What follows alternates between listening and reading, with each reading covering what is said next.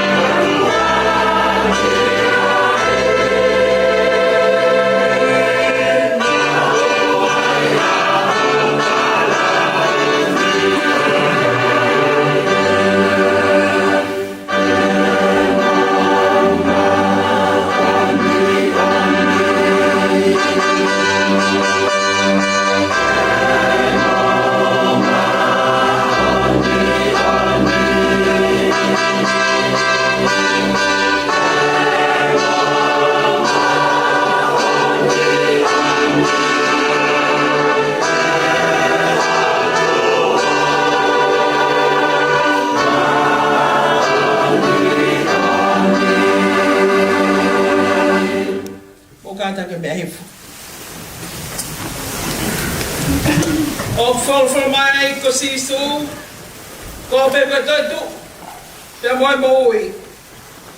Ko iau tui piki tai kia te au. Ne ongo kua pekia ka tene moui pe. I longa ai au ku moui mo tui piki tai kia te au.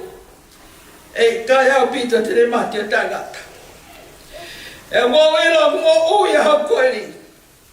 Pe tene tū mai ki e whunga e whuki mui.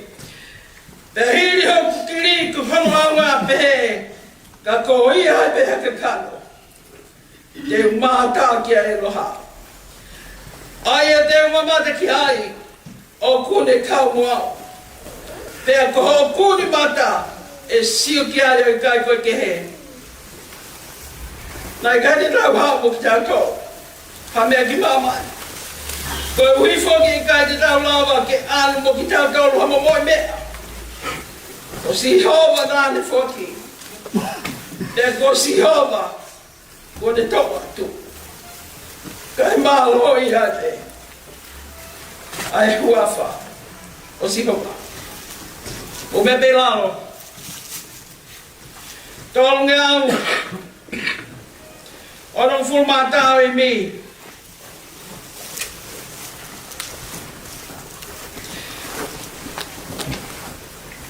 Tolu ngau o fulmawa. Ei maani oni tui top tap. Kari mau pongpoki o kuatue. Ei maani oni o kumau huatu. Koe toko tolu. Koe tahape.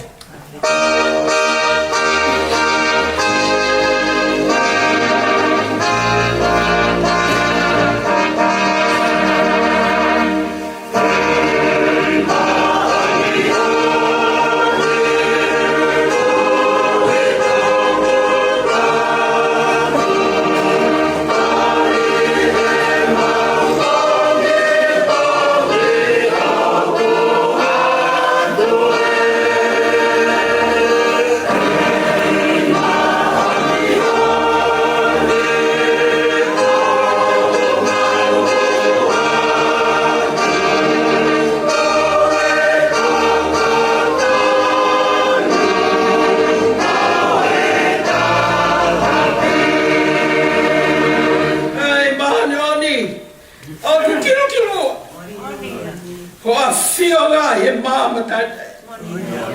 Ono ia taha ko ilo I ai o tua.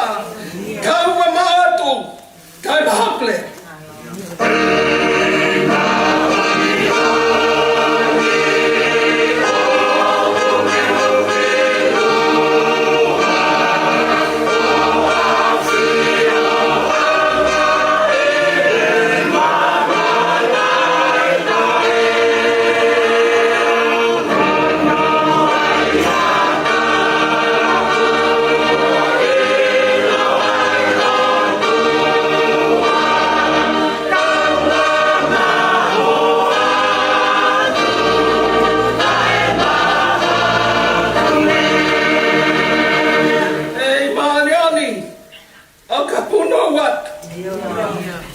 Still off of me, but I'll stay along. I'll go now full man to get number man. Hey, kill for funga of Maha.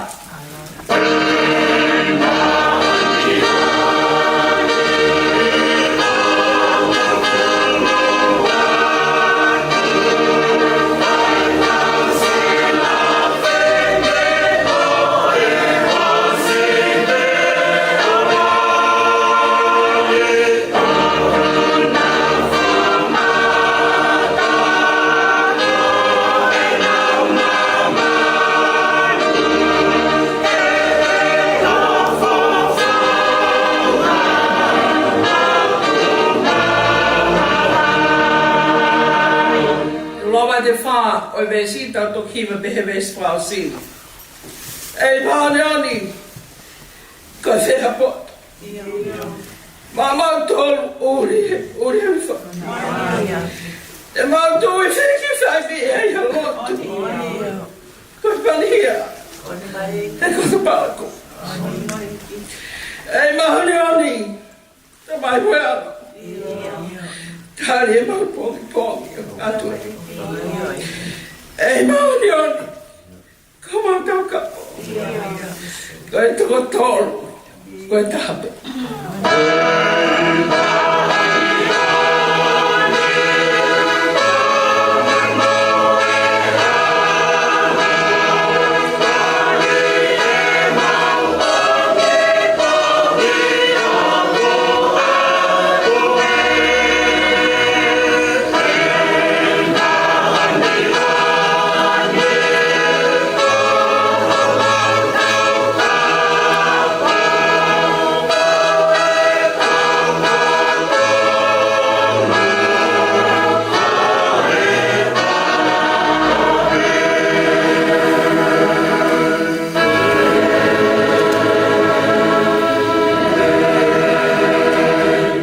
Tau lotu.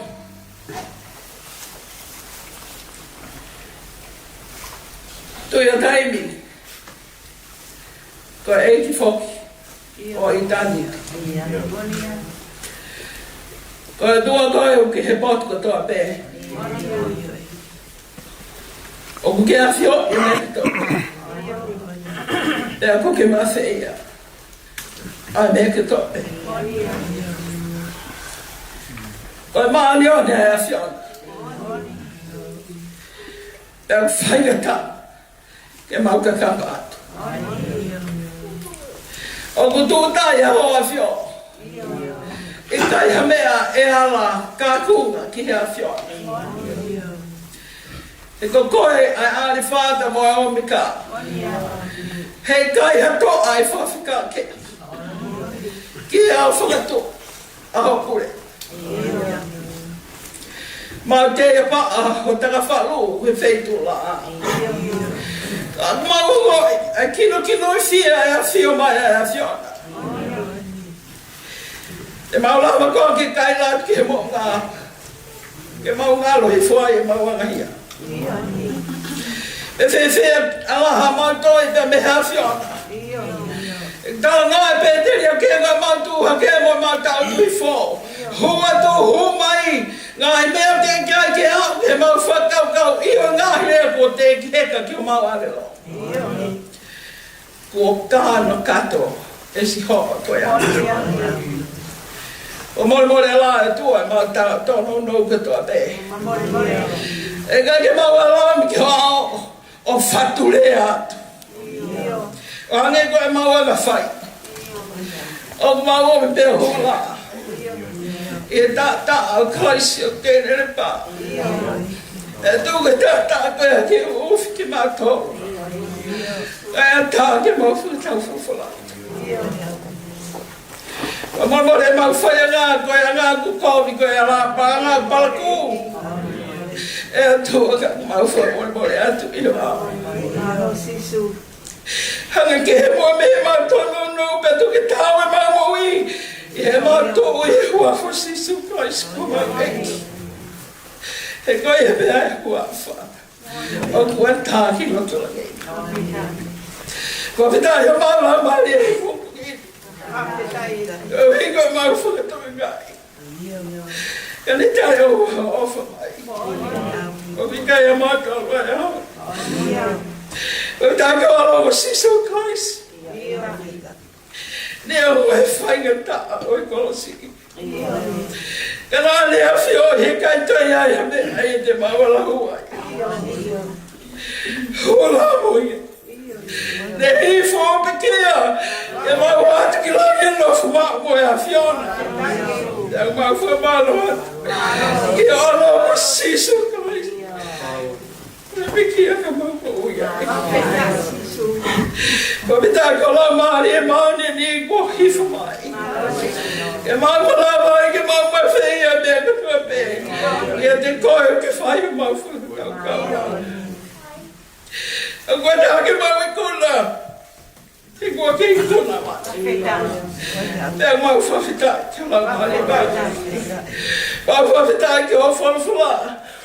Ko ia e tūholo ke maulaka. Ko mama anga i whanungani. I mama whainga tāni mo e pauri tō o kane tai au ai whanwhala ai a whiona. Tō mawhiu mawhiu malo atu. Kāno kato o whuatoto. Ma tōlu anga hala. Ka kato pe. Me kona hone o kumau tō pe i he ato tapu e a whiona. Ka kato o whanwhala. Te moho whuatoto. E tō mawhitala hai o kōwhikaua e honi. Awa nia nai ki tūtō ni pe e hopa. Kone whaou kone aku mai ki lata whare. Aku mawhitānu tuiai. Whainga tāre mai mawai. Ka tangla waitu. Ka koe tō tonu ki mau ilo. Koe aho e ni o e a whiona. E kua tāi aku toa pe ki o whuatutu. E toa nea o whainga tā. E mau whawhitai atu. E o hi koe mau i e kaunana koe. E koe auta kua e nia o ringi e loi manta. Koe auta kua e nia e si whatawhata. E koe a hone koe au e mau unu mai. Koe malo atu ki a whiona. E o hi koe mau i e sini. Malo me taimi. Nage tuku mai ke mau wheo. Taimi ko tō pe. Aku tuku atono si lohi ko e ke misi ni filo filo. Ala no le lohi ko e ke ofa ki masima. Ka mo ka toi e kanga. A ota ba mutahi a whareanga ba mutokanga. Pena e ofa ki masima. Nā ne tari e au he. Pena e au ga honu ki ni ma. He loto whare e si. Nā ne tōwha tuki e loto whare o whamiri. Kai uma e whanua pena kai hama hifo. Nā ma e pepa pe whai o e whantungi a. Nā ne si hoko koe waifi o whaaga. Te pas. Nā ne hoko koe whai o whaaga. Alo peti kai mai ki whanau. Nā ne hoko koe tua me whine me nā ne hoko. O hange pe ko whotu tō mai le mauri. Kau whamalo a te maukoro. Malo eiti. Nei nasi pe tolua mai whamiri. E ui koe lohi i oi masiwana. Pea koe ni kuke ui he hone e ke ukai hanu malo tō. Ka kwange pe ko toki tohi foi ki foi whaka ala mamari e mai. E ni tō ngā. Pela mau mea pe whai koe whafta. Koe whamalo lai atu ki a whiona. Malo e mau whiwhine. Malo e ka mai kaunanga tōnu. Reka ki lau no lotu whare, koe lotu whare ona. Ka nai e tāno kātu pā ki tu hasia. E atua mau whamaro lahi atua ki hara. Ko si ono la maari e ko ne ai a awhia. Ka mau tata whaki o me si mo ke le sifa mo ore e ki. Ko le hui maha foto koe tau. Koe mau amaraki le nei. E ne ho koe tu koe whawhi au ki hara. Ko mafu malo tu e hika si te pasi. Ahoni e koe whai no fō. E toi amuange e ne whai ngata au ka mau ka mātu. E tae lata e tongi mahi no mai e. E mai sima no ki lota whai. E mau tau kapakita mai o e ki. E mai si lope ti mo ki lota whaneni. Tuke nau ilo ko autanai si hama ko mea no tola ni. Te nau lata lai ke ho kwatu. E kuke ia i pe mo ki nā toa. Tua mafu tā pot mai, pēki tā pot mai ki lotu whaneni. Ka honi ka mu whamiri ko nau i heni. Ma omi ke whai e whangapapu whakausi ma kore atu ka lau mani an ke tau whi ape mo ia whiona. Tuku ke o he ho mau whanonga. Tuke mau hao me COVID. A kere rei o mo oni atu. Ai toi ngā whatungia o e honi. Ma kore atu ke tau whea ape. Mo e lau mani o e a whiona. O ka loa wholwhala mana mai. Lau mani e whakakake ai e maui. O hoku koe te kai o Māori atu ka toa maui. Ke lang ia a whiona. Ma dole no mau whuake ati ma dole mea ngāwe atu. Tau whea au ape mo e a whiona i koe nipe mo e ka hao. Mau kore ngāi mea ni e Sisu Christ ko alo. Ka ko mau whamoi.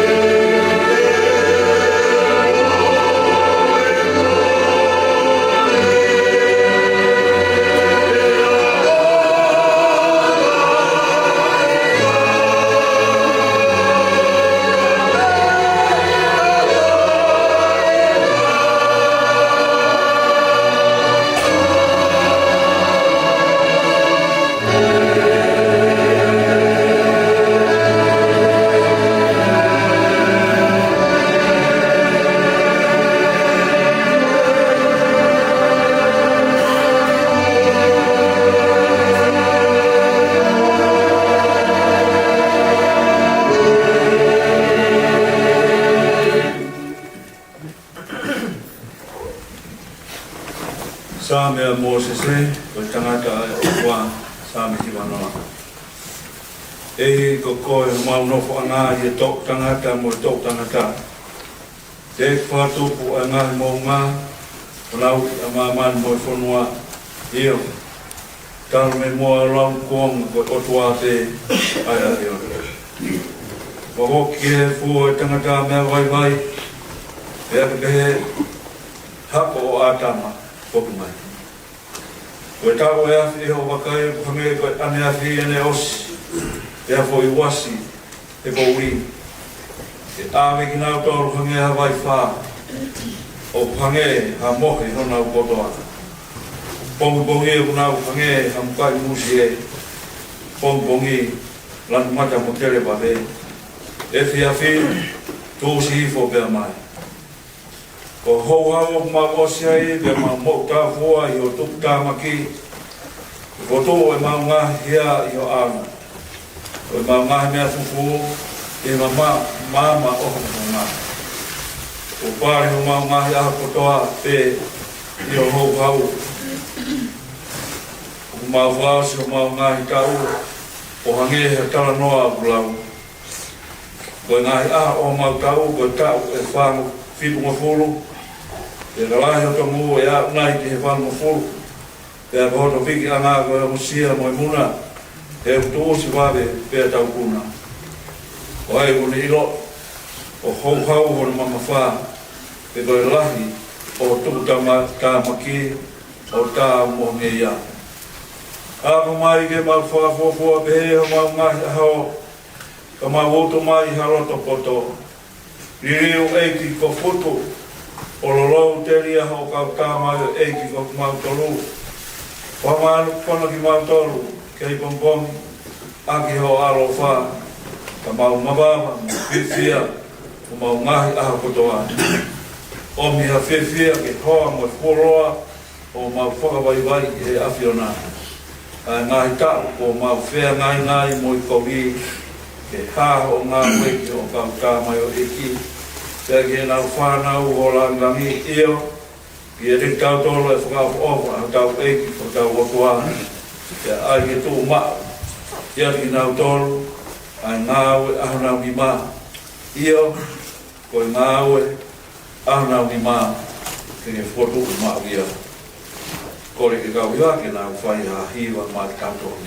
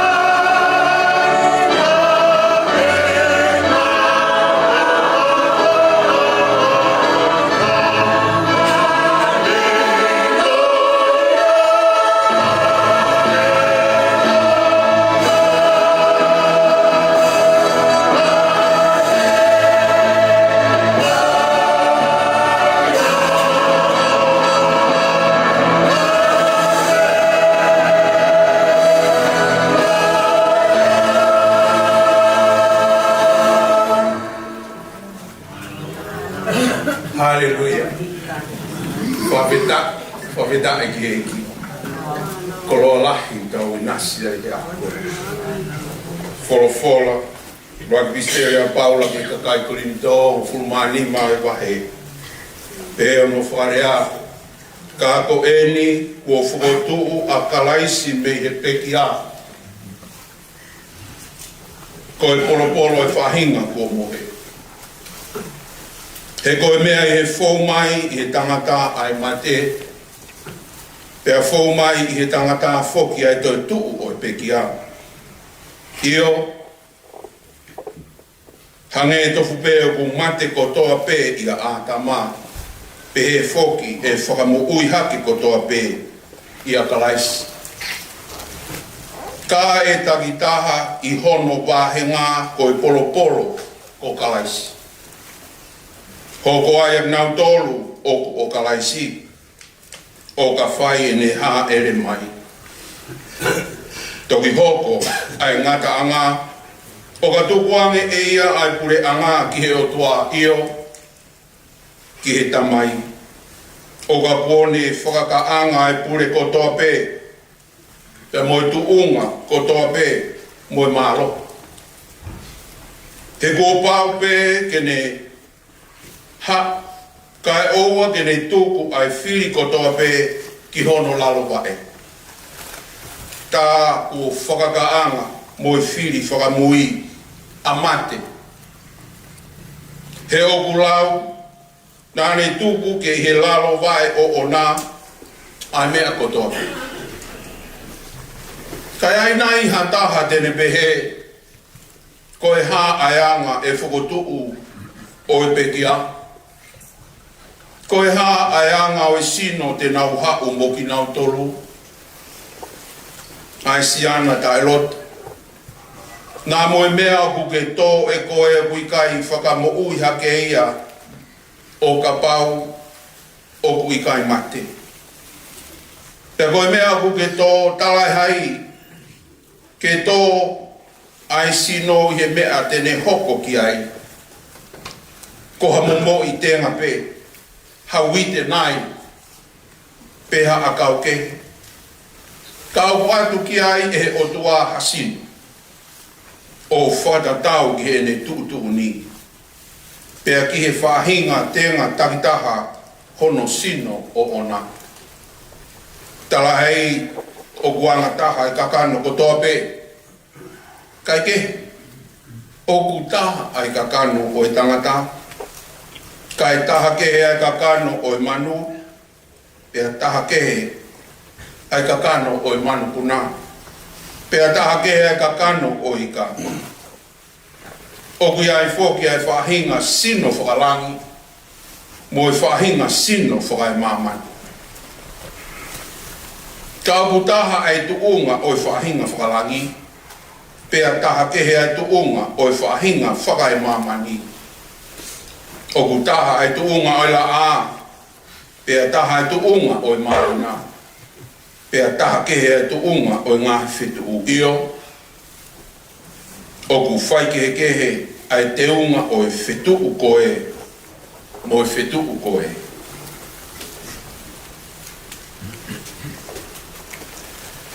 O ku pehe whoki, mo e te tu o e pekia. O ku tō, koe koto auha, e whukotu, koe koto tae wha auha. O ku tō, koe koto pālaku, e whukotu, koe koto te unga ia.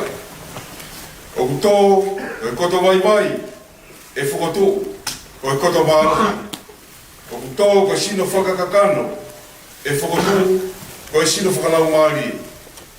Ka pau ku iai hasino whakakakano, tāu ku iai mo hasino whakalau maari.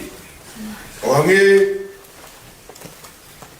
whoki koe mea kotohi, nai hoko, ka kano mo ui, nai hoko ai uraki tangata a ātama, koe ka kano mo ui, nai hoko ai ātama ki mui, koe lau maari e whakamo ui.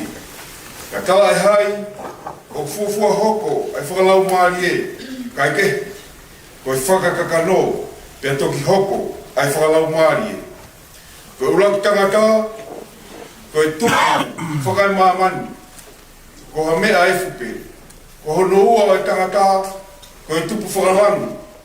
I longa pe anga o e mea e funa, e mau ia e he whahinga mea e fu.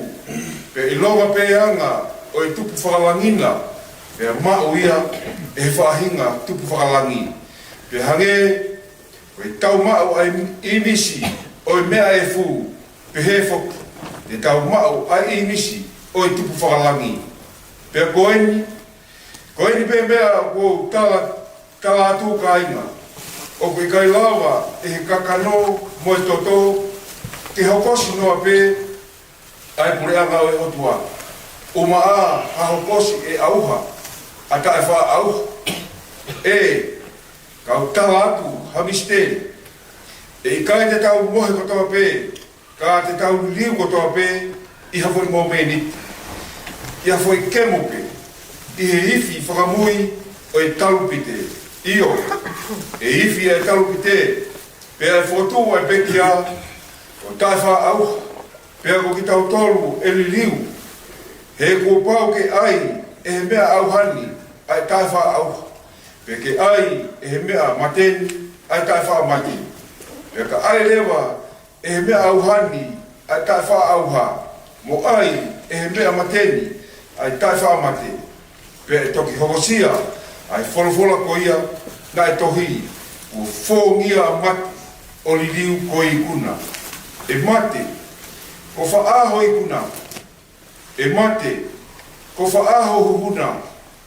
Ko huhu o mate ko yanghala, e ko malohinga o yanghala, ko la.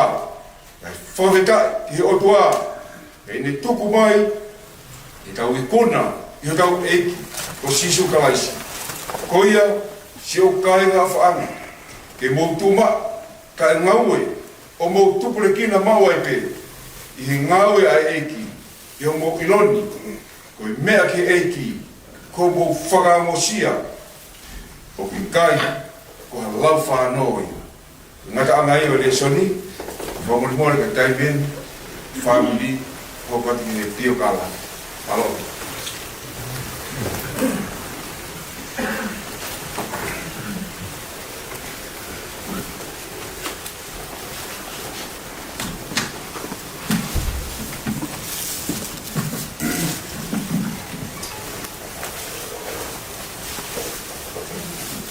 Ko le peke o whamole atu.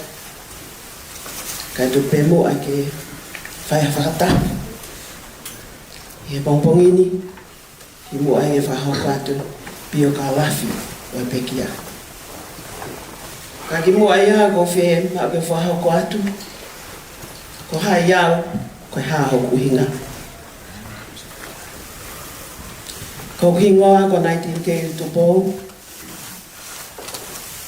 ko uhinga ko heni ai, ko wha ma alonga, ai whini eiki ko ni ko sei. Ai pekia, mau, whaafa pe kai toi veteki. Pekinga pa mo pekia, ko tangata iki, si tahaya, i tangata iki sei, savieti, te vita maka, i tangata iki. Pe atuha pea mo tau, ai ui, e pui whaiteri, e koe kau vale. Ko le pe mua ke u whakatapu, ke tu i o langi, ai o a ana, ai universi, o tau whetahon tu ia. Ai mea mo ui kota kotoa pe, o tau tālolo, whakaapa kia te ia. Koe whakatupu, koe laulota, he na e wholofola, pe a hoko, ai mea kotoa pe. Koe ne puleeni, o tau i heni e a koe ni.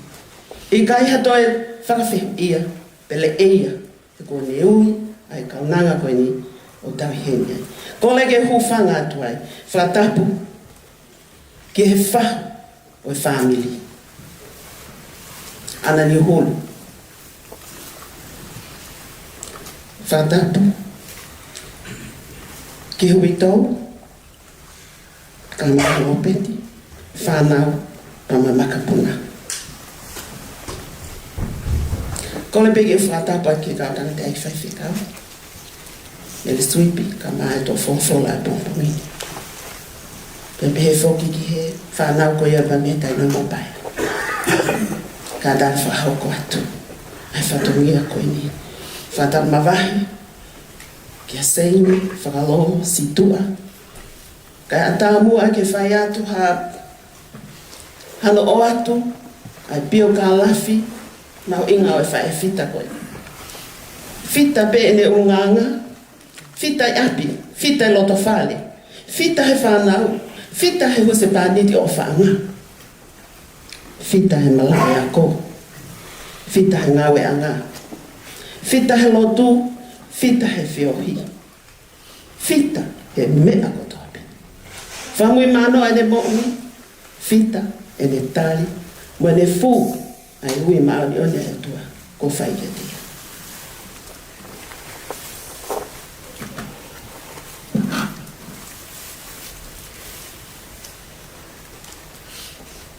Ko saini whakalolo, Savieti si tu ana e whanau ia, a o raki ko ia maasi tau tahiwa whang fumano.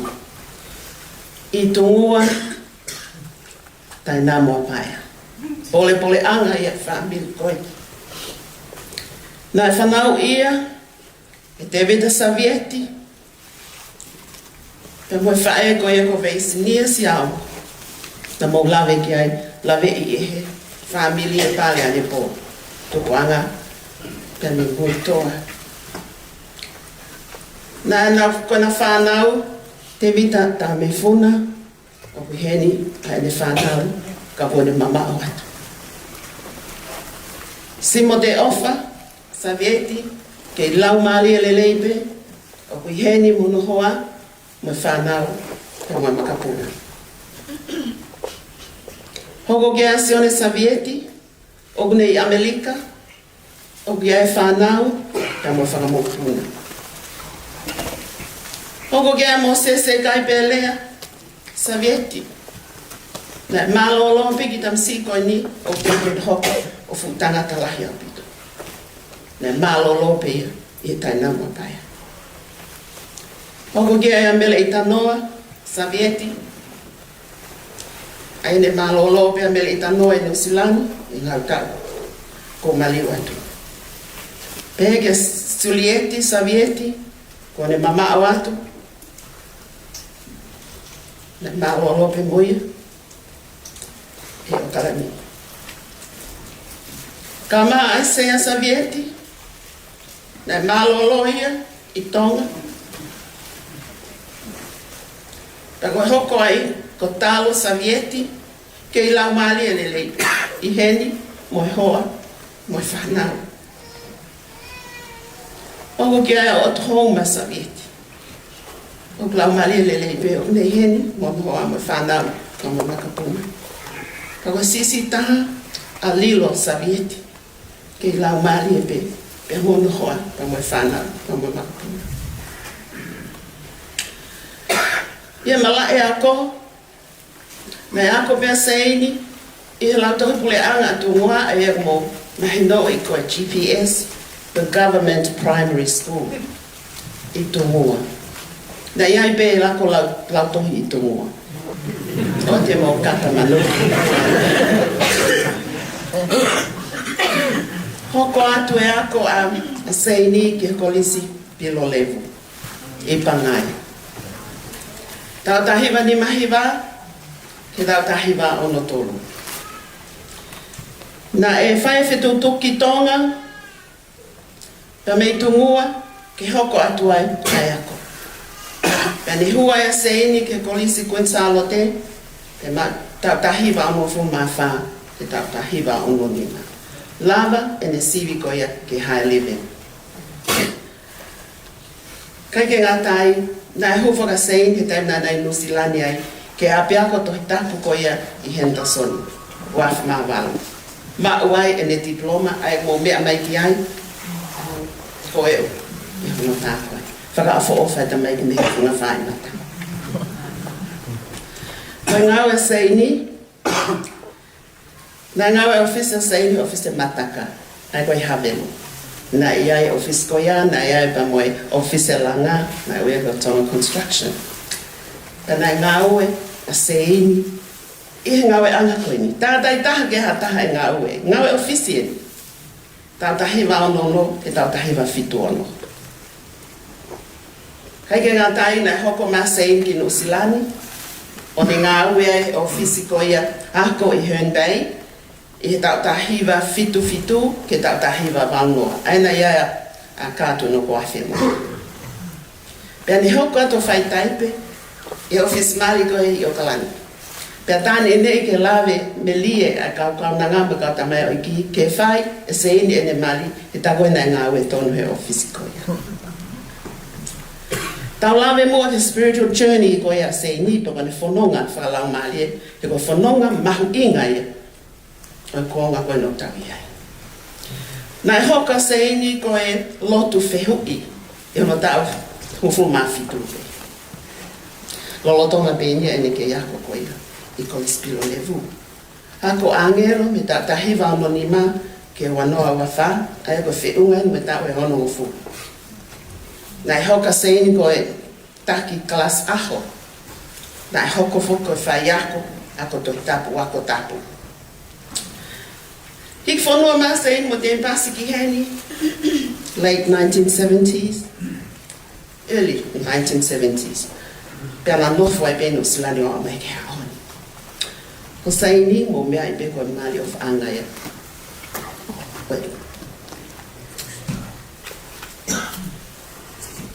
Te Pasitua, na ne lawe ki ai, tau ni mangufu mātaha na nofu mari. A o ka pongpong, ka pongpong, tau ni mangufu mātaha. Tau tahi wa fitu tolu, na mahe. Ia na whanau, ko le seri, situa, o peti situa, o e ati situa, te vita fili, savieti, ta mo e whanau, mo e whangamoko punga, o nau pen kotoa, i ahoni. Na tali ko awa seini, whakaloa situa ki hono ui, me i taimi ki itaniti, pea ne fu hano kawa, i taimi o noto noa i fiafi, a hoa whāgoe o katoka, wa noa wa whā, me hono api no fuanga, ko lolo oke o mamiri, me ponchio dalia. Ke whoki ange, o mao ai nonga, mo i fia maali tangata. Ko ngahi tuunga whakalotu, whakaako, mo i ngahi ngā ue nā ne whai, ko ngata kotoaia. Tau whawhetai, ki ene o mai hawhewhine, pehe, maa ki tau tolu, whamiri. Koe aho eni o e whakawhetai ki a siho. Ka whewhine na e kai ilo ai ha ata o e whai ke he, o e whamili, mo i kai ki whamili.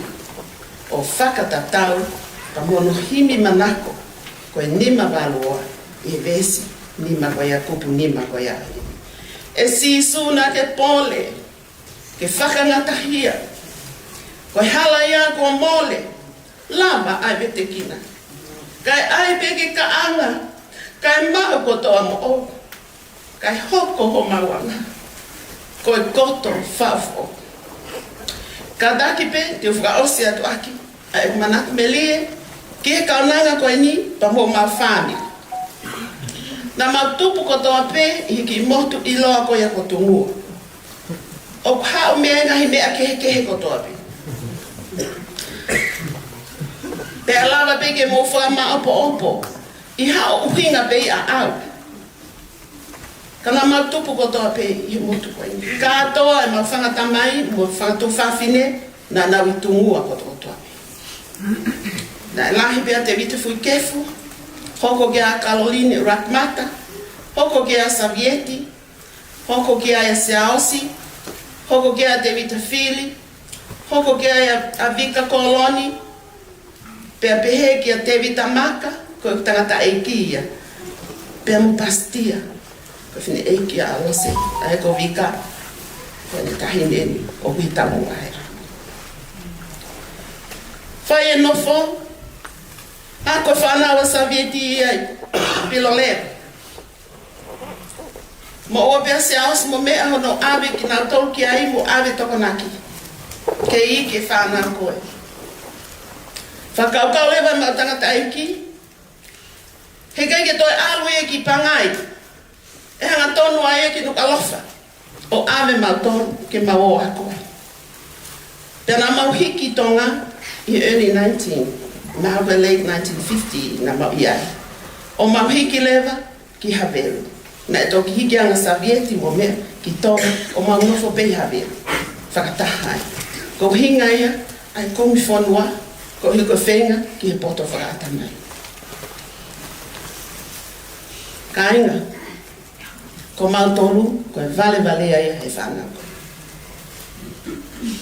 Ka ngena tala loto ke ane nai. Na mau wahau whi mau tupu I motu, e na nau whetoko ni aki, na I aho nau waka, na kai kua pao palema ka nau tolu whi kolawa. E taimi na e tangata eiki na e waka e waka koe a tō wha, ko I whoke na e mali a tō wha, mo mele si rol, ko ma uru motu aia e na whakalau koe ki ai. Pena e ngau e tangata eiki ai. Pe hau pe tangata eiki ki tonga, pena tala mai ko whoki mai te tau whoki lewa ki tonga. Kai whewhe lewa na he mea koe na e tuku motu. Na kai ke maho inga, ai, ke koe hiki whanua, koe komi whanua le rei. Te whale mai whitutuku. Tuku atu ngahi mea kotoa e mui koe ni, ai kai ke lava li aki a he anga tau whanua. Kana e li aki, mai whai e koe whanua. Pe hebe mo Savieti, mau hiki kotoa ki tonga. Koe komi whanua fo au. I he nofo e mui koe ni. Koe tamaiki na e whai si o maalunga ka nato. Mele tanoa, Seini, Sulieti. He ko nau tolu, na nau lalahi, ia nau tolu. Kana e whai si o maalunga ka nato. Hange beko lawe, ke benga I urunganga, ko Seini, ko whimotoa, na e whakalongolongo.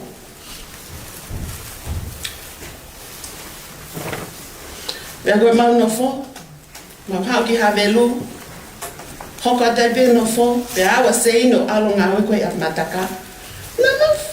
Na mau ngau mau whiawhia pa mau ki, hanga o mau hikisi ai. Koe tau manatu en ki he konga koe, hena e sisi e mea koe ngawe ofisi ai tonga. Ana I pe veni at mataka lan mata na e utai kau ngawe. Pa koe mea koe nau, whakao fo whai ai a Seini, kono ngai whai puleta, mana tui ko tonga he tain koe, ko pau ke tui ho to wala lelei, pia te kia lelei, ke te alu ke ngawe whakapuleanga. He koto identity ia e te ngawe. Na ngawe a Seini ia, taula a Seini ia. Fia he ia ho to tau kete. Ia ta whako. Ka tau ha umui a ke mo oi a Seini. And that is what I'm going to base my memory today. Because I was there, I was a witness, and I would like to testify to all of you who she is and she has been until the day that she passed away. Tawe fitu from the Talalopiti and the sea toka. Tawe fitu. Long 7 years. Awe fitu. It's a perfect number. I fitu. Kana ka te kina Seini ngai whainga ta ko tope. He fu ta o fitu ko. Te pe ki tari hono. E vefto ple lulu ko si pompongi ta tangi telefoni. Pe tangi pe tanga ta kete. Whakahoko ai kete. Ko Seini na. He kai to taulanga. Whakahoko mai. Mō ku whatumia. Ai ni whakahoko atu. Nā kei au toi anga ngau. Ko ea ko ofa ia blanka ia I lato. O ko ma tupe mawhupi.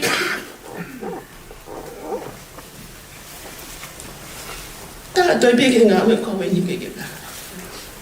Maole wa mui hoa ki ai o siu ki ai. Nā koe ni. Ka inga ne o vale lai apito. E siu ki tini. Lele at peo ki ta whaaki se in kua wen whai mea whika. Ko se ai kono hiku mata. O ko helo i mata o tafi. Ai ane ne o silo i me o ple o. Pango ple lege tal fika o ki ai. Tali e fika o me. Fai ante no fogo fratoka ngai. O ko vame peta i mi. Ko tange o se paniti. Alu koe. Ka no fogo. Pe alu ia te mai lopeti. Alu koe paulo ka no fogo naitinga. Pe mau nofo. Tā lewa ke ongo toko ua, ke na lava mai. Ke mau si o fia ka nanga koni, because we have got experience in taimu o hui ata. Nā tangutu toko tohu. Ka inga, koe whakamoni, there was no pain at all. Pe ia hataimi o te whanongo ke re mahanawa, o whainga tai. Hala. Hala whakare. Koe ne toko koe. Kai ke fufolo e mamnofo. Hato ngā i atu ko kamata lewa ke. Si aake, koe ne a Afrikasi. Osi a koe ni nana. Nā i kai ke a whahinga ha mamahi pe ko hato. She did pass peacefully i a koe. O ma whakaroni atu. Pea tāne i ne, ai tokoto ai kaunga ngani, nei o sima teu teu puna. O nei a, ke he aho e ui mai eiki. Pea ko to o mua e fwoi besi koe ni. Pea koe vesi eni, o mihanga ai ki tau tōru, ke mahino, ai aho ko ia mo fitu te tau aki. E whai a hen, si one vahe tolu vesi taha no, ka agu ke mao e vesi koe ni, pa ke lau whakataha nei mua. He nā e ofa pehe o tua ki mamani, nā ne whoa ki huna aro e wheta nā e whakaturu. Ko e ui, ko ia kotoa pe e tui ki a ea, ke o ua nā auha, a mako te mōtai. O seinia, tui, piki tai ki eiki.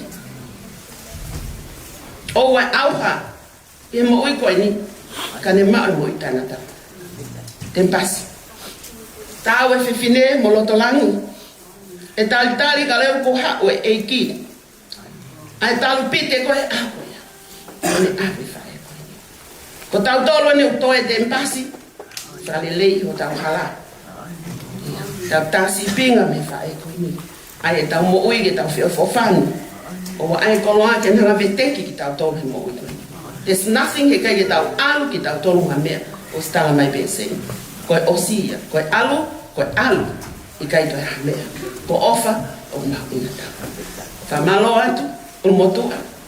E te mpasi, ho o omia whainga maria koe ni mo tango fua kakato kia seini, ke whakahoko e whatungia koe ni. O whalahia kia te motoro, mo katoa ki mo family, whamole mole, ka paune aha. Haki manata me lie, e he mamao atu, ka koe whakaosie. Whakaosie ni whanau whiwhini a savieti, ka ke toi ata. Koe no pena ka meka. Levleva a malanga ka tatau atu.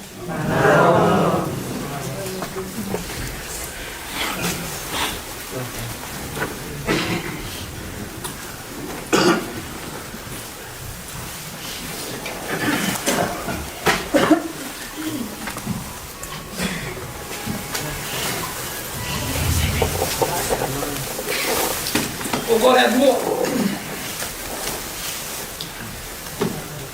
Go from back mo pa tau hiba no wa.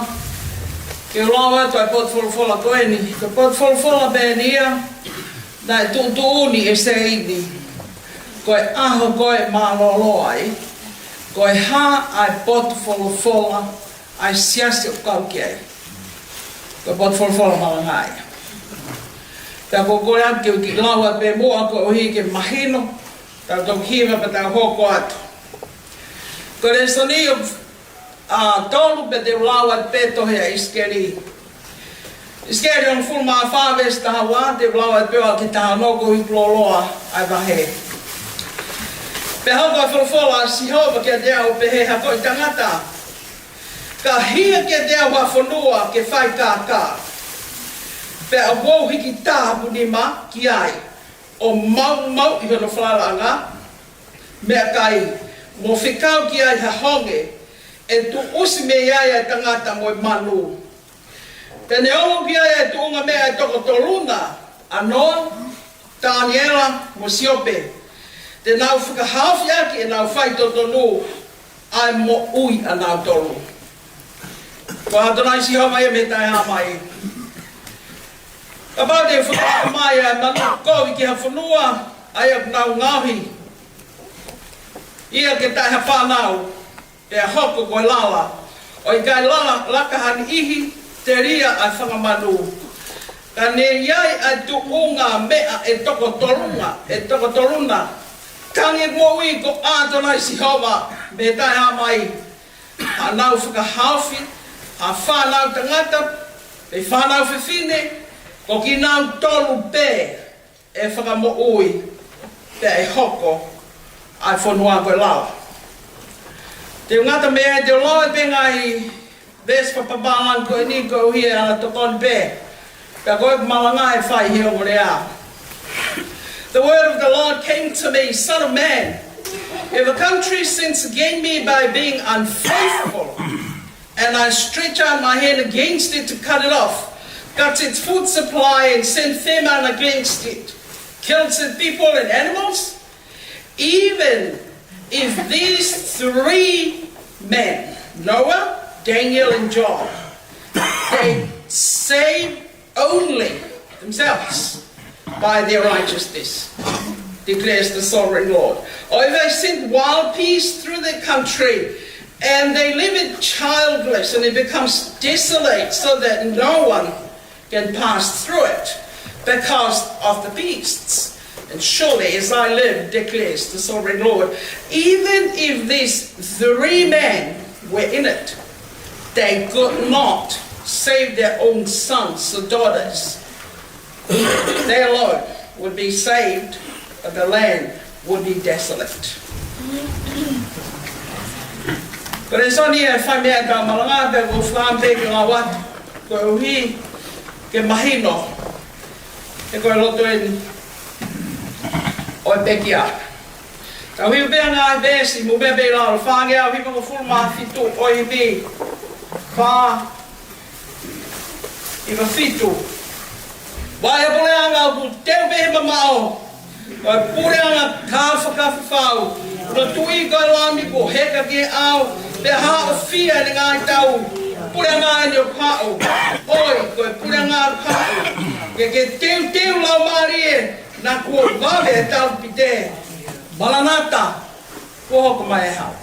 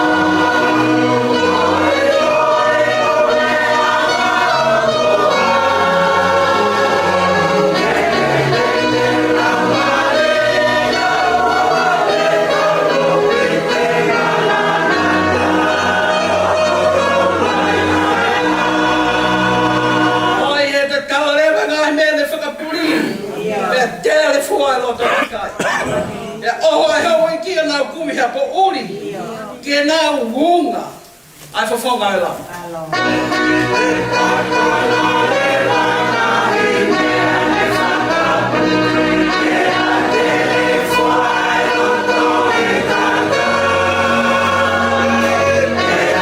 Oh,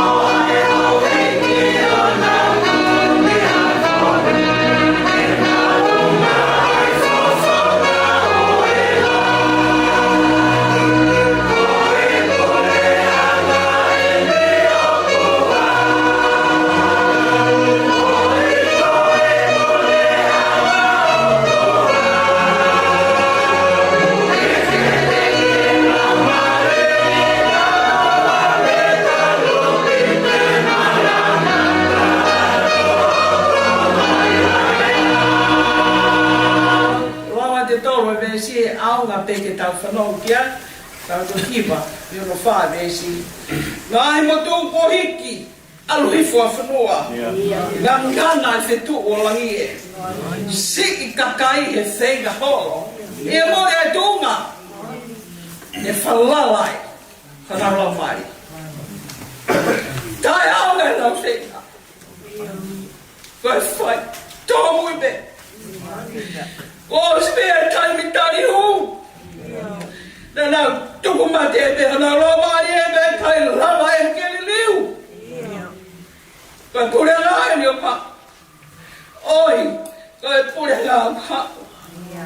Ke te la mari. Na ko ma be tal pete. Maranata. Ko hoko mai ha.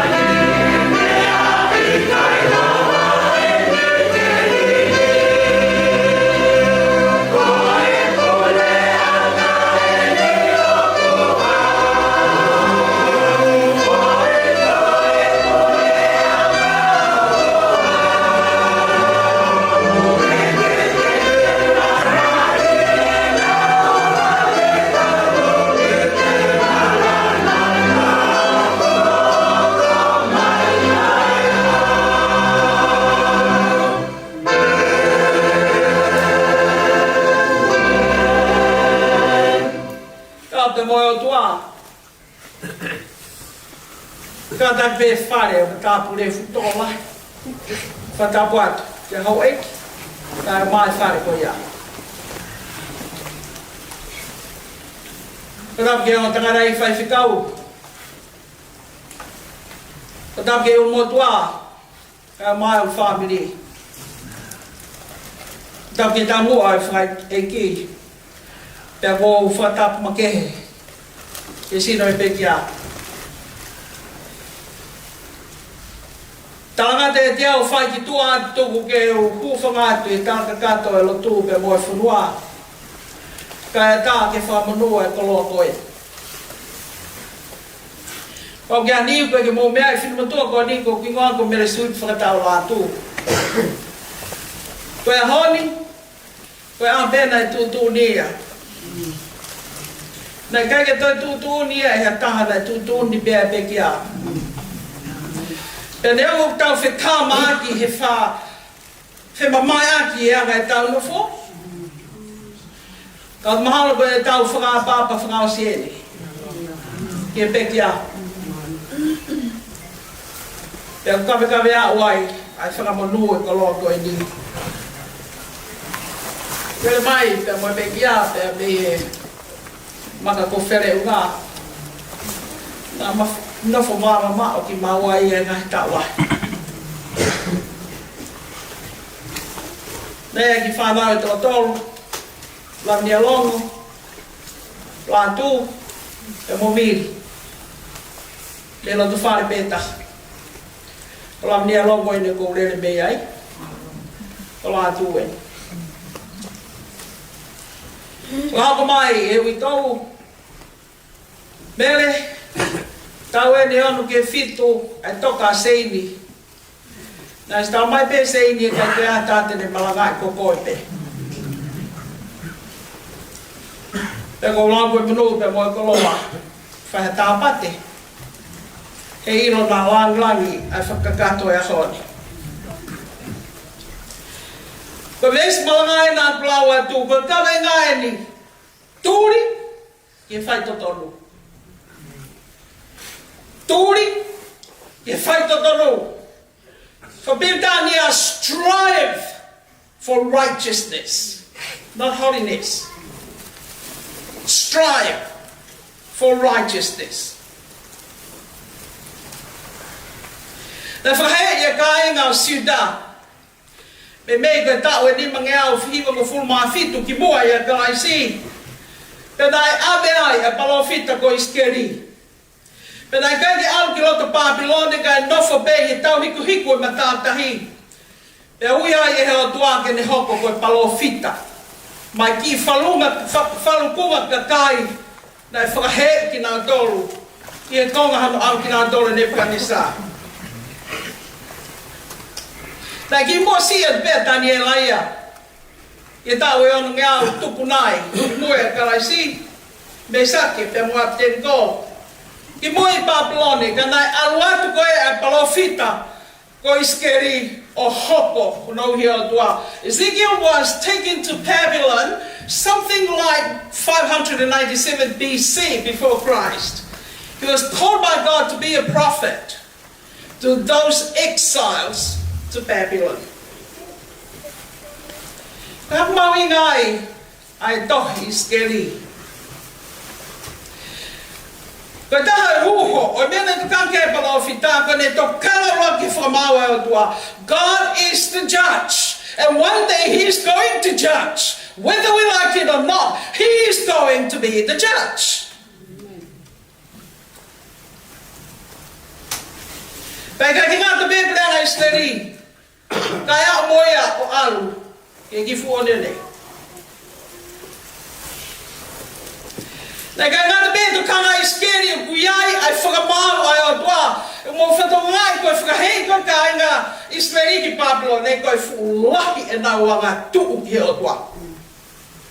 And God is saying, I'm going to judge you and I'm going to let you go be exiles to Babylon. That's why they were there. Kara kai ngā te bēto kanga iskeri ki whakamāru ka nai tō kanga iskeri ki he vi sone.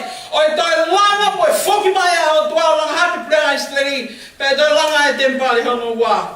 Ngā ake ki nā tolo malanga whakapalofsai o e honi, ai tohi iskeri me vai whanoa ki mui o nā behe. When Jesus Christ comes back, He's going to be in Jerusalem. And He will rule there for 1,000 years. That's the prediction. E palofita.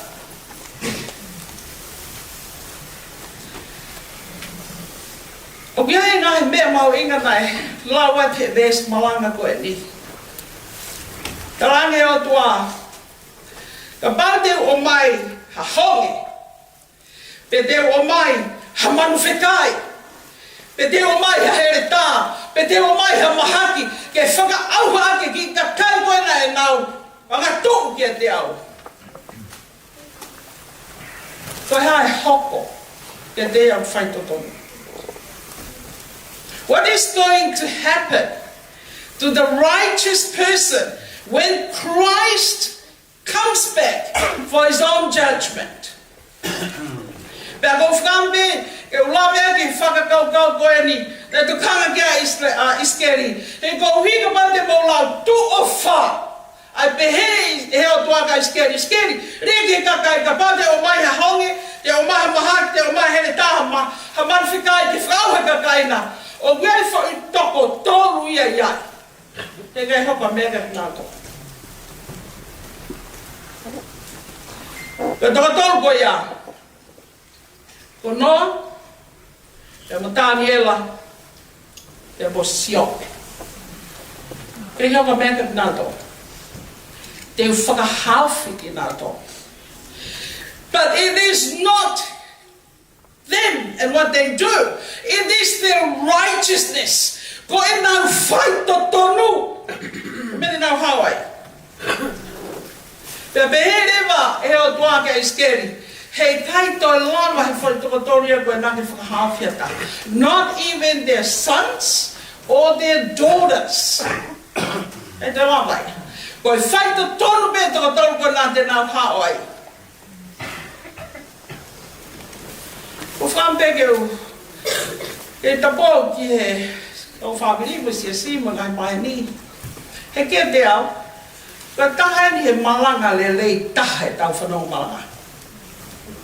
He gauhi koe lawa e poto, o alui e mo loto ku tau, he gauhi tau ofi ko tau apehini.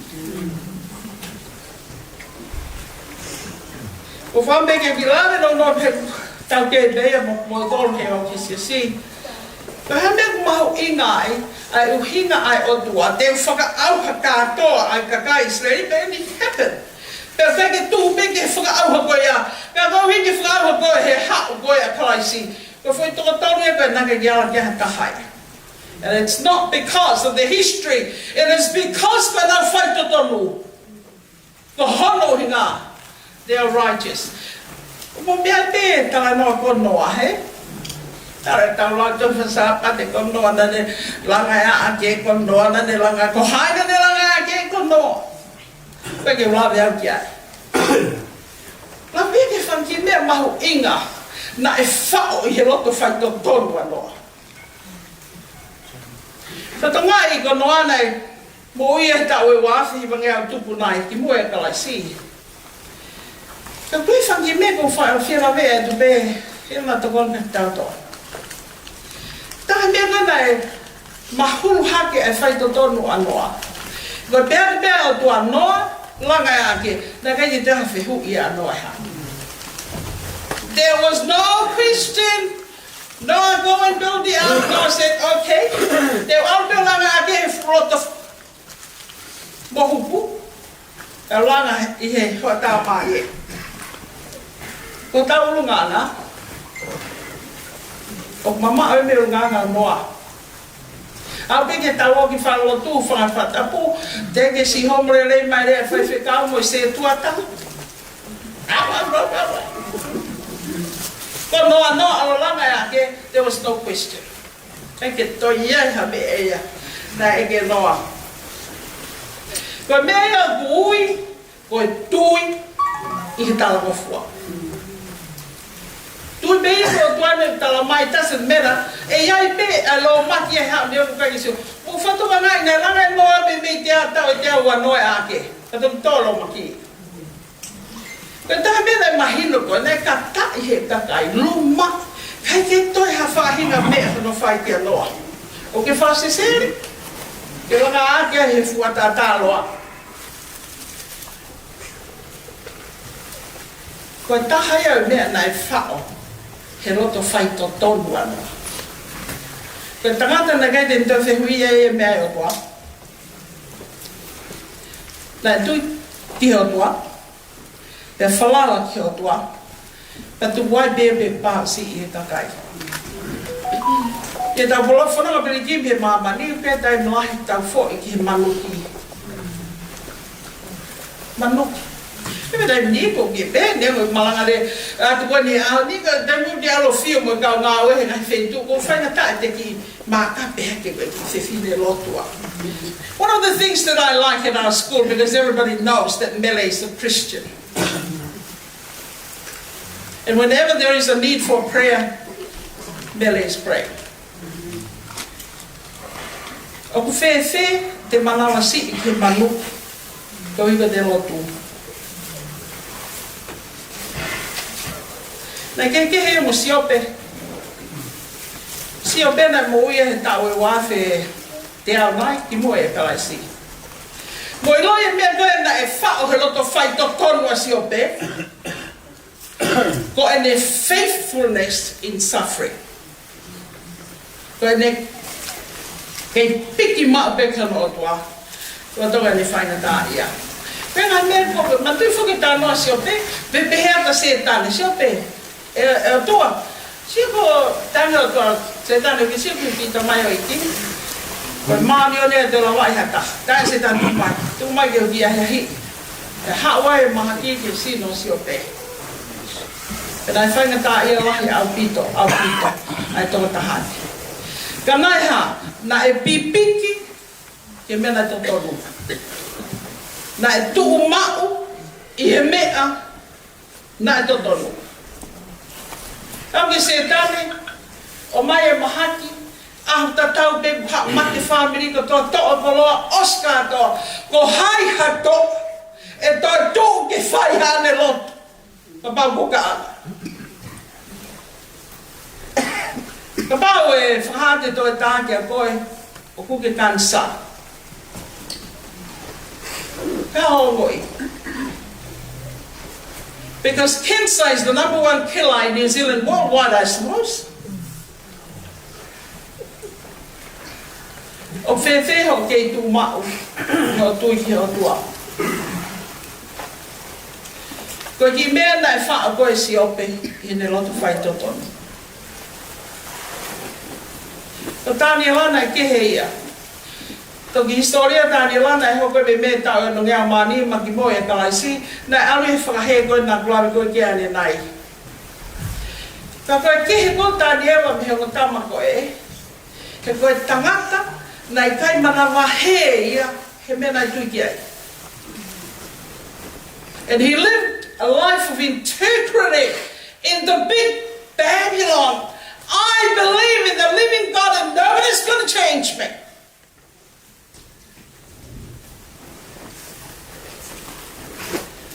O whatongai mena hoka tāne la, tu oua, he faced death. Why? What are we going to do? Tui ki ono atua. Hoko atua o koe, hei kai ke whakatokāteri ne i au i Babylon pe au tui ki ai. Ko mo whatongai mena hoko ringi he whonise a whi, nā tā una toro sio mai pe. O whakakai, tō rike ana whangalai o ne.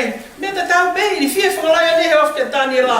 Koe hāno ngā, koe huia nai tō mau ne tui, he stood his ground. Hei kai tiki hangai koe, o whakatokāteri ne i au ne panesa. We live in a world today. O tau whakaanga ta tau ki tau tōku māmai. Lala apostolo ko Paula, o whakanga ta tau ki mō tolu.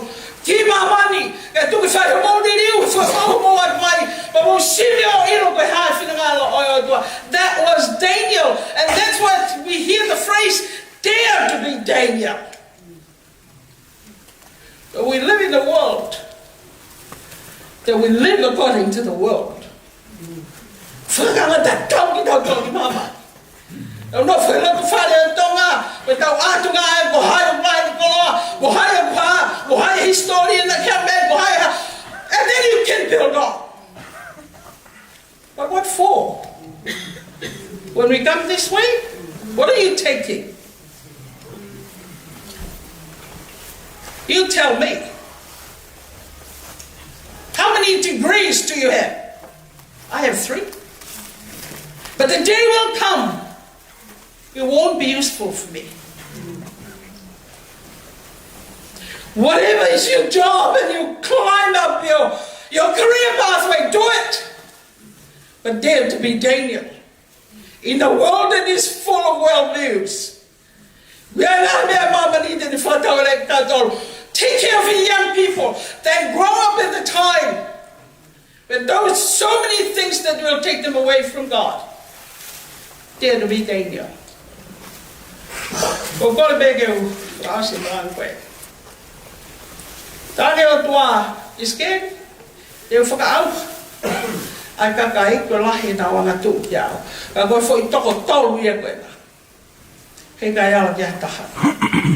You'll be safe. Ka mōlu ni onga nā kia ko ni e fo i mea e taha. Na nā te tāwai. O whatonga e rea iskeri. You can only save yourself. You can't even save your children. Tawanga pe, lotu pe ku whakakuipau alwai toku au ki he wani. That's a lie. Hiva pe au isi a sipa ola pe au ki lang. That's a lie. They'll find people ngahi misnare mo halfway. They don't go to Christ in heaven. That's a lie. It's not. When the kāteri ne me mo ui he tua tolu koe. Nā nau tūri e whai totonu.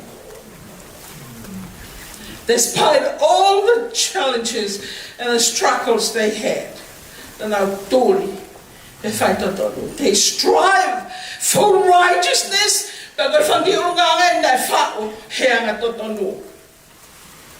What is righteousness?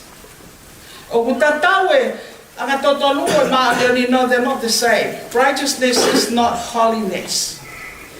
For a righteousness, is a behavior that is morally justifiable or right.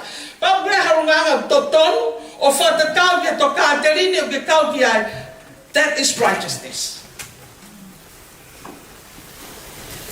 Pe abu te fight aki a unanga ko te mo ui aki.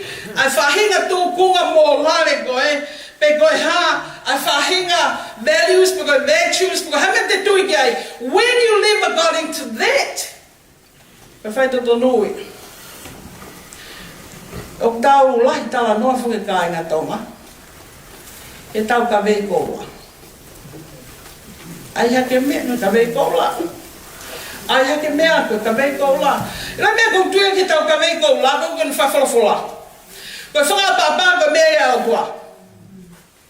Koe whakatoki na lo ko mea ia o tua. Koe loto tau ko mea ia o tua. Koe mamahi mea ko mea ia o tua. And those values are good.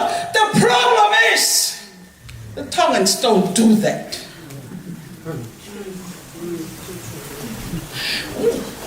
Another person who go to the internet or social media or what, I don't even have a Facebook. But sometimes I go to the net and look for something and I come across a YouTube video by a Tongan woman swearing. Wow. What about the Tongane? If the Tongane comes and have a look, what's happening? Why do we talk about Kamingola? Why? What's the big deal? If you swear in the net, and your brother might come around the other day and read it. O fe ia whapapa e tonga. Koe whai to tonu, koe ulunganga o tuha mo mea kou tau tui ai. And you know if I don't know, koe me ai ako te whai to the other people. Koe me ako te whai ki e ka kai ke he. It's not about you.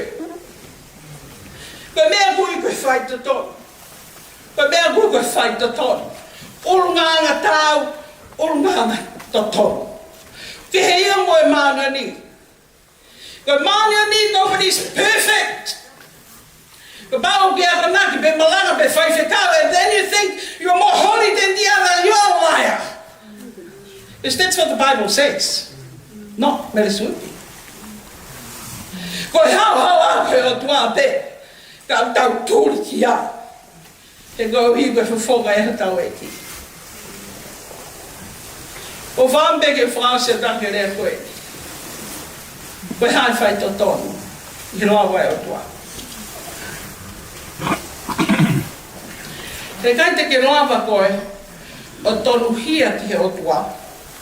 Ka o lewa ko ke fou, he founga ai otua. You can never be right with God if you try to do it your way. If you want to be right with God, do it God's way. Ko tau whaianga hara ka tōme, pe ko tau tōna no me ka oria ai otua. He went to the cross, and when he then went there, the highway for the down, and the blood of Christ puts you right with God. Because of toho ang hawa tata kalaisi. Bago ito taha ko, kasi ko fifini ko de tamayo e, kasi fai to to. Pag dawo ke siya siyo kaki ai. You can't do it the right way. You have to do it God's way. God's way is you repent of your sin. How can go a secret place? But the one you can find tau whila rau. That tonu ho tau wā. It is only that moment that we are put right with God. Therefore, I am righteous. Ko hiko ya tua. Ko keo mahino be. Te bas. Ko nofo whiwhiri lahi. Ko hai uhinga ya hot mo pot for for. Ta tu ne sei ni te bas. Tala mo fua bel te mpas ki he mate. Te mai te mpas bele. Kai ke toi aha wholofola ke. Na tala mai e se ini. Oi potu wholofola be. Oi ahon. E malangai ati. Pea kono pot wholofola pe. Te pasi. Weke vei uha kua tō. O ko tuha bea pot wholofola. Te moe ahu seini. That's me. I don't know about you. I taimi no na mawhero a kēru seini. Hiki mai mei tonga. Na whatonga i ko whewhine na ne mau e la maari e ko ia. Koe turi he whai mea to tonu. E la whare o whamini mea moi sisi. Ko bai longa mea ukala. Ko mari mai bea se. Te mai te basi mawat ki a i po. Te kai ke po tase i nia pe mahino ani ke mua tahe whamini kua tahe sisi. Mo bena whanga tāne se inge ke. No. And I even seen him mea to tonu. Tala mai kau au he. Nā ne tāna ki no loto whare. Ka tūria ke mea to tonu. Ka ko tui te pasi. Lea mo pe koe haha tau tue lau lea lo loa tau tō. Ka ko tui koe hiku lea o e me seini. O ne lea mai wholofola e hoa. Mo tūri. Ke mea to tonu. Strive for righteousness. He la pao tau tūri ke mea to tonu. Mea e whai ngo fuale. A te whai whatokia. He te whai me funga o mea te tui koe to tonu. Tala noa e he ihi me he vai ni moni a. Nā kau he kau pioneer. O si. Ta ue ne fi. Pea koe tala noa ki si ene mau. Ako naki. Pea mone lot whehu i. Kei tau taha fitu. Pe koe hātau lau ki a i te mpasi.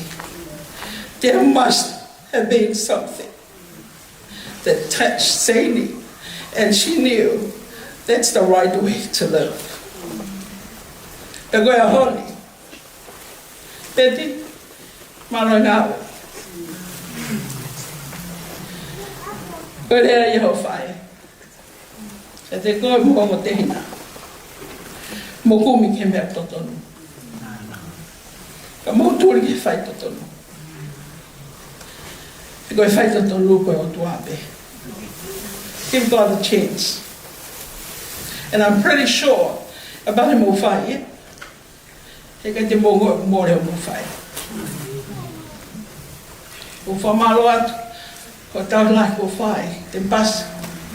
Ka mā. Lo pen mo ki whanau. Whin mo tua koe nai pai a mahalan whare. Ko lawa homo whatalia. E o whawhonga te siango mo whamiri. Mālo e tāna. O whalai ata a beto ki sisi mo toro ki heni. Ka kou ta pou be mua. Ta o tūri ki whai to tono. Tau whai e mea e o tua. Ka tante tau whau mai ai he hawani. Tau hui mahafu pe o tupa tau o whawhi a ki hau. O whalai ato a pite tau hiwa pe e ves koe ni ngā him, te ukresia te konga koe ni, ka tau whenga ke tau tūri, e tupu e whiwhireni ki hama kolo, a nofo ana sino. O whalai ato, ka wiwa, i ke kūrahi.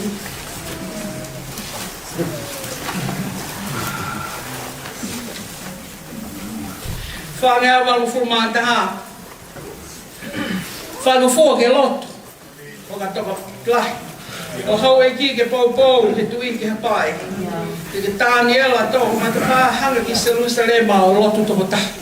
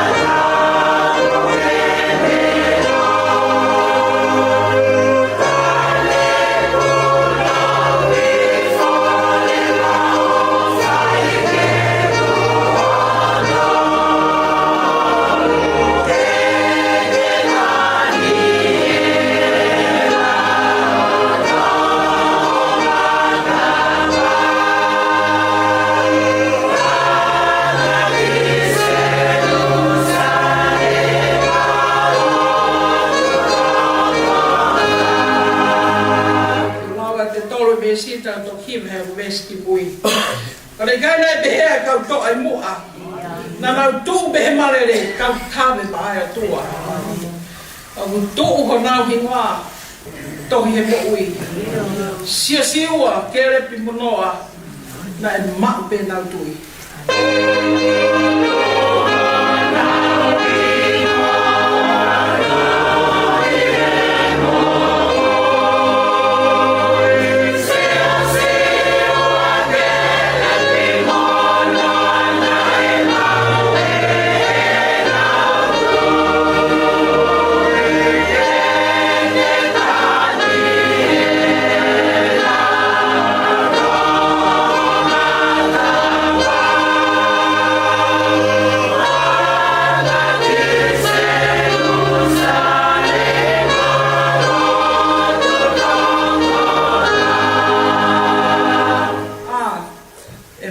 Nai a fe, pana wongo na tu ta mana he mo na lo to to ki Daniela to ho matapa hanga ki Jerusalem o lo to ta